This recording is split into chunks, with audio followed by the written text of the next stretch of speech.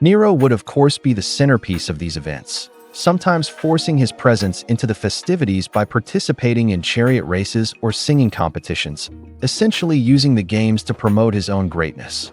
The lavishness was not just about wealth. It was about demonstrating that Nero was above the law, above morality, and above public opinion. Lastly, we cannot exclude what this Cretan was known for, and I do not mean to judge, as many of these accounts could be tall tales, but this is like looking at the Willy Wonka of raunchy excess, debauchery, and hedonistic behavior for sport. Nero loved his sexual and sadistic games. Accounts describe some of Nero's more depraved and sadistic pastimes, often performed with a group of friends. He reportedly disguised himself in a wild animal's pelt and attacked people, men and women tied to stakes, pretending to eat their private parts. The wedding to Pythagoras was one notable example.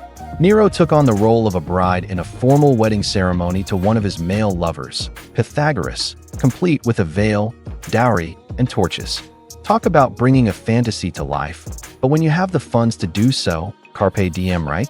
Wrong, not because of his preferences and quirks, but because of his fun at the expense of others' motto. This is what I see as the eventuality of every great dynasty.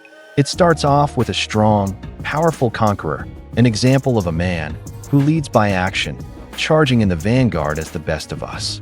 Then it degrades into a line of spoiled children who find themselves further and further back from the battle, into the worst of us, where successive rulers did not have to earn their seat, they were gifted it by birth, and that, as we have seen, is a very dangerous thing for human beings. Like the great Harry Hart said in the movie Kingsman, there is a reason why aristocrats developed weak chins.